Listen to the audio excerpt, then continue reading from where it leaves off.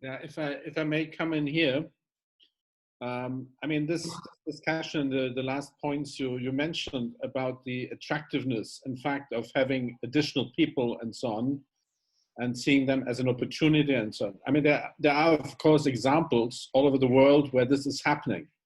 There is, for instance, the city of Brunswick in Canada, which actually went through a whole process of consultation with the population.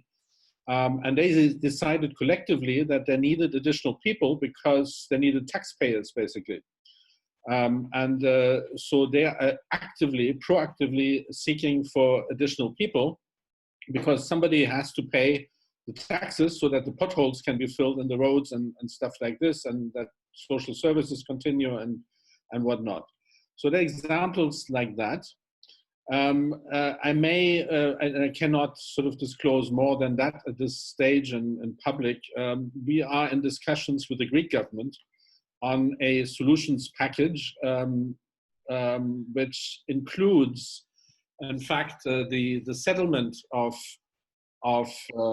let's say, people with a Remain perspective. I mean, obviously, people are divided into the ones who have an asylum perspective, have protection needs, and so on, and those who have less chances. So we're talking about a settlement option where municipalities could be encouraged, and it goes, we had that much earlier as well, of sort of where you have that sort of real benefit for a village or municipality or so, where there is additional action taking on. I must say, in that regard, we are sort of discussing to build up sort of a European support network to these municipalities, through municipalities elsewhere, which have expressed a desire to do more on the migration space, companies ready to enhance trade or investment relations with such municipalities. There is an initiative actually by Gesine Schwan, who is a former German presidential candidate, in setting up a European fund in support of municipalities which are more open to reception of newcomers. That should be tapped on as well. So we're discussing in this solutions package for Greece this as an option. So these settlements, we also have an option there of setting up special economic zones, people actually providing a workforce for small and medium enterprises, providing a workforce for the industries, some sectors which have been sort of totally abandoned in Greece, such as the textile industry, which has nobody anymore. I mean, it has come down, but there are simply no people anymore skilled in that. So there's options around that. Another thing we also put into our package, which is obviously returns, a more active, proactive return support to individuals who have little or few perspectives to remain. But there again, there is a link to skills, to upskilling, to new technologies, coding and so on come to mind, obviously software engineer skills. And then there's also part of the package is labor migration, which is something some of us don't really like, but also thinking about labor migration connectivity to third countries, not forcibly the European Union, training and equipping people with skills, entrepreneurial skills or technical skills, which could be used elsewhere, not forcibly in the European Union. But of course, keeping in mind that the future of the European in the European Union is actually moving more and more in the direction of legal migration and labor migration schemes. I think very much of interest is the recent sort of study done by the, how would you translate this, the Council of Experts on Migration in Germany, the Sachverständigenrat, under the leadership of Petra Bendel, which talks about a work permit based on basically a deposit which you could work on. I mean, there's sort of with a safety fund or something by people who wish to work and have opportunities to work. People mining, which is a brutal word, will be the future because we need workforce all over Europe.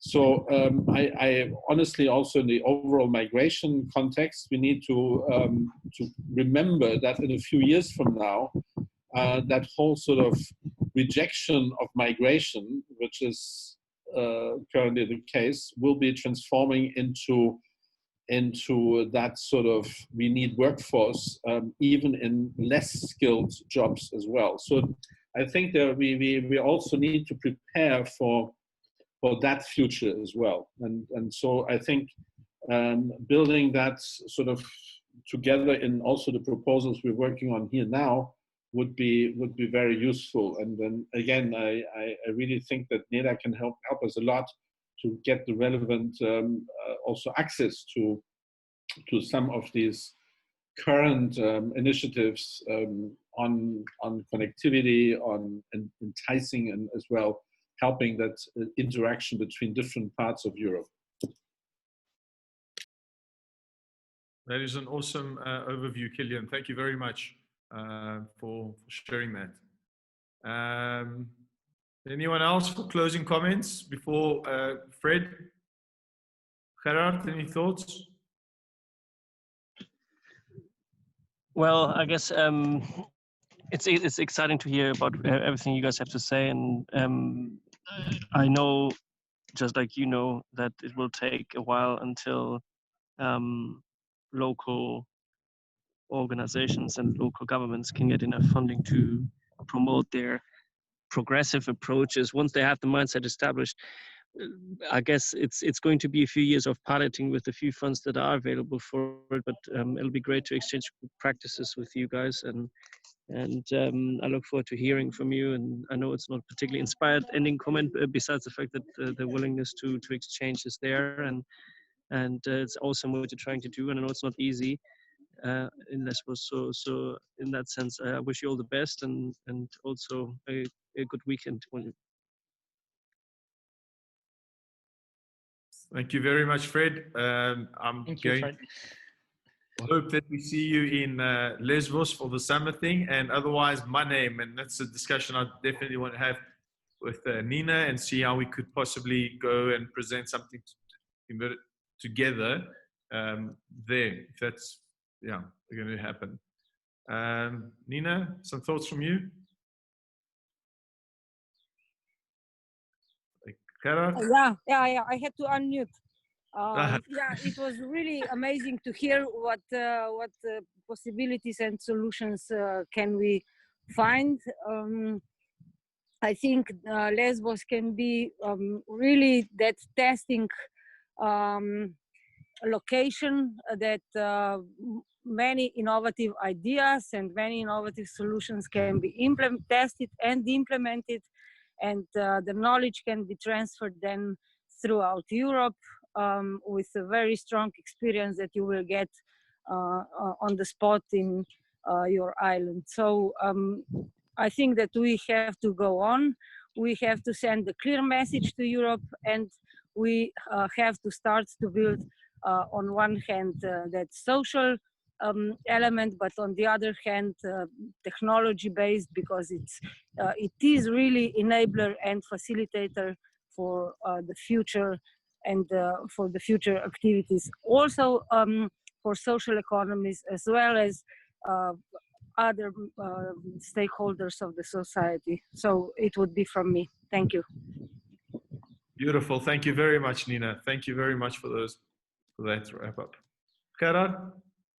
I totally agree with Kilian, and I'm looking forward to the next steps and finally to the Lesbos moonshot. Beautiful. Henry, can you just come alive there? We haven't seen you at all. You've been, it's from our side.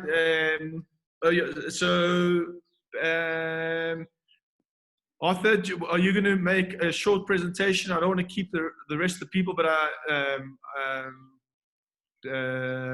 yeah, Arthur, do you want to make a presentation? Have you got the presentation to make? We can, yeah, I can make a very short one, and then we can do closing session. Okay. All right. Well, guys, it's been an absolutely incredible discussion the whole day, in fact. Thank you very much for all of you for your participation and your time, but your being connected, being present to these concepts and these ideas that we're discussing.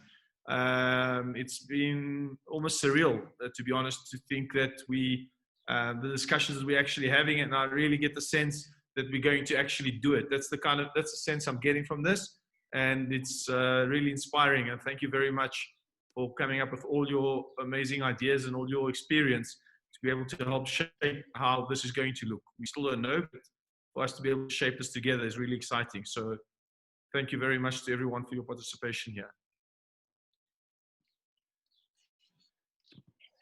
Same to you. Thank you. Thank you too. Bye-bye. Thank you. Bye. Bye-bye. Was my pleasure. Bye, guys. And feel free to connect on LinkedIn. Thank you. Bye. Thank you, Fred, for being in contact. Thank you guys for your participation. Thank you. Thank you.